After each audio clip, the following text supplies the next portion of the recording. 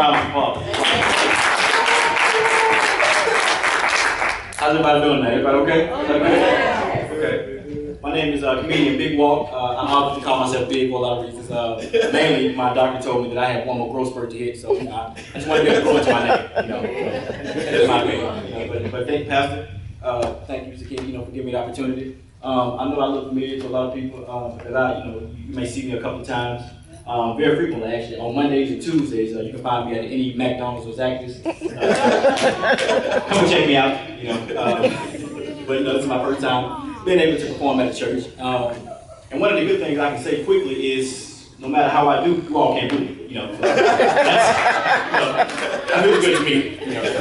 It does wonders for my self-esteem, actually. Again, my name is comedian Big Walt. I'm actually from Birmingham, Alabama. Born and raised in the church. Anybody raised in the church like me, myself? Born and raised in the Baptist church. As I got older, to be honest with you, as I got older, I began to realize, as I visited different churches, as I look at the church and I look at my church, I don't think that my home church is doing as good financially as we're supposed to be doing. And like I said, and before I get started, I email my jokes to God and he approved. He approved, so we're good. But like I said, my church, I'm pretty sure my home church is the only church where you actually have to pay the park when you come to get there. But it's a flat rate, it's $15, and that's actually VIP. And with the VIP, you actually get a wristband. Now, it's a WWJD wristband. And when you go in, just show it to the usher, and you can sit wherever you want to sit. And also, during community, you can actually get 2 shots or 2 cups of wristband. But again, if the church is not doing good financially, during tithes and offering, you accept any type of payment. My church, we accept money orders, MoneyGram, gift receipts, week vouchers, EBT food stamp cards. Actually, with our food stamp cards, what we do, we have one of our ushers escort you to Walmart, and how much you make, how much you get in your food stamp, we just go ahead and buy 10% worth of things. Gotta kind of get out, anywhere we can, basically. And I grew up playing drums in my church. But I realized that as I got older, I would just sign my check and give it back to the church. And they decided to pay me in Hallmark cards. I pay in Hallmark cards. Now, here's my thing. I wouldn't mind if they paid me, in Hallmark cards, the cards were thank you cards, but when you're giving me, get well soon cards, happy anniversary, heard it was a boy. I don't know if I feel so much appreciated then, And I'm looking around this church and I appreciate a lot of things, mainly the pews, because at my church you actually have to bring your own chairs. Some of the pews they got repossessed. So. Sometimes you actually just have to laugh and keep from crying sometimes. But again, like I said, I love my home church, love them. But the deacons at my church, I don't know if my pastor, I don't know if he owed somebody a favor or he lost a bet when he chose the guys. But okay, well, let me ask you this. Okay, am I the only one that feels like my version of the Bible is not up there? Because sometimes when they pray, I feel like I'm reading out of the wrong Bible. Because when they pray, they'll quote a Bible scripture, but it will have nothing to do with the verse, the book of the Bible. I'll give you an example. When they pray, it's something like, Father God, I just want to thank you for all you've done. You said in Genesis 1:1, for God so loved the world that he gave. I'm like, is that right? I don't know about. But anyway, and again, when they pray, we actually have a segment where you can actually take your shoes off and get comfortable when they pray because you're going to be standing up for a while when they pray. I think that some of them try to outdo each other when they pray. Because when you stand up now, and I observe, our people watch, be honest with you. And I actually watch some of the members there. So they'll start off standing normal, after prayer, yes. Then they'll kind of. And then they'll go to.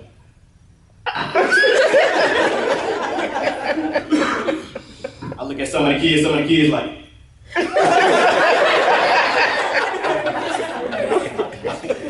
We actually had one time the pastor came in and just said, amen, amen. And you look at him and say, you know what? Finish telling God about that when you get home.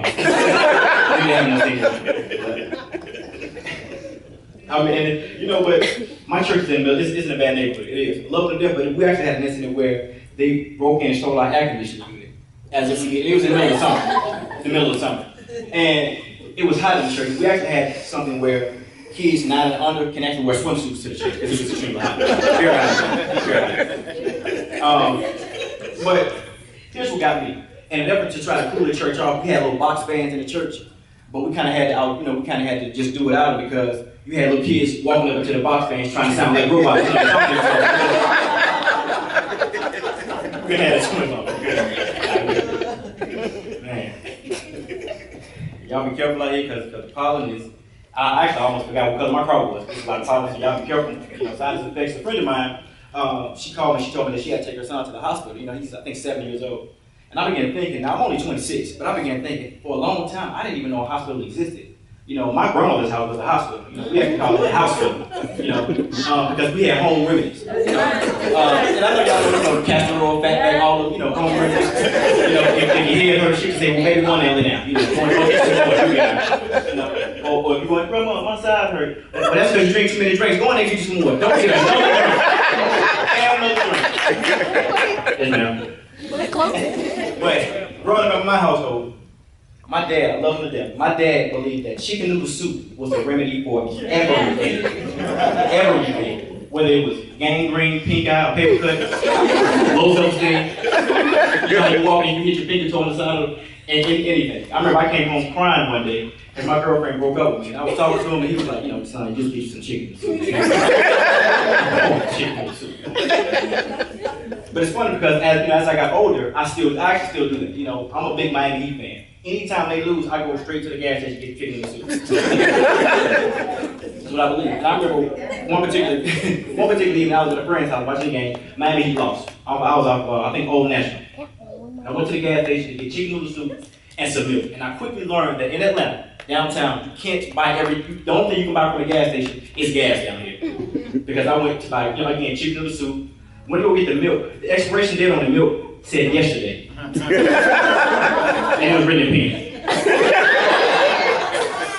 So I'm confused. I'm looking like, and I looked, at the guy behind the register.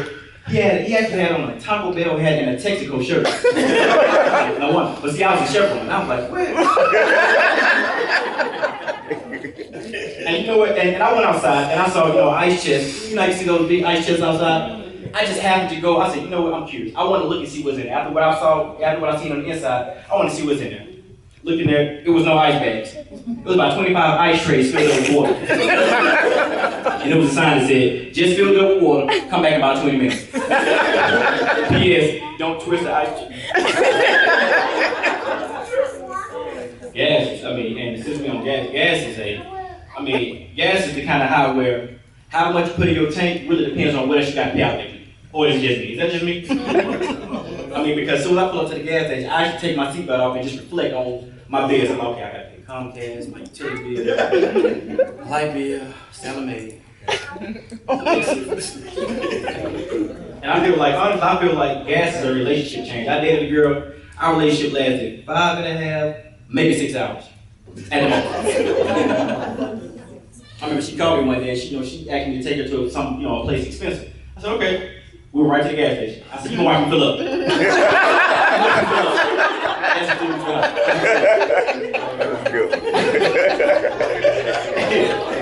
She like those two. She like those. So later on that night, she called me. She said, you know what? Why don't you come over and let's read the Bible, Pastor. Let's watch a movie. I said, okay, read the Bible and watch a movie. Okay, no problem. So I got dressed, got in my car, cranked it up. I said, okay. Got the Comcast, got the bill. This ain't gonna work. So I called, I said, hey, sweetie, I tell you what, why don't we do this, okay? Go ahead and start the movie. Turn your computer on. Skype me. And turn the laptop face and see what watch it. That ain't going too good. We what do you do?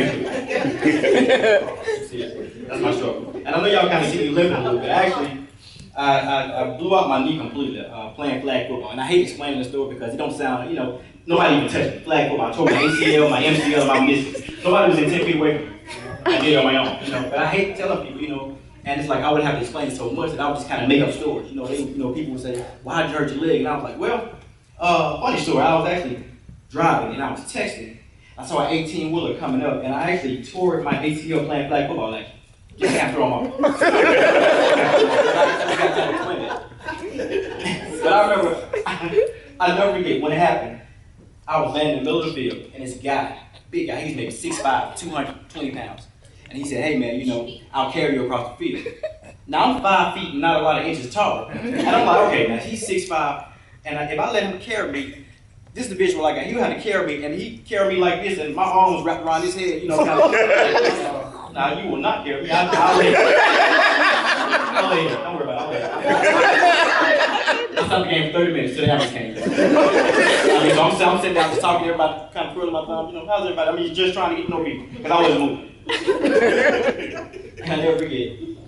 When it happened, I was in the ambulance, and I called my mom. I said, "Hey, sweetie, don't panic.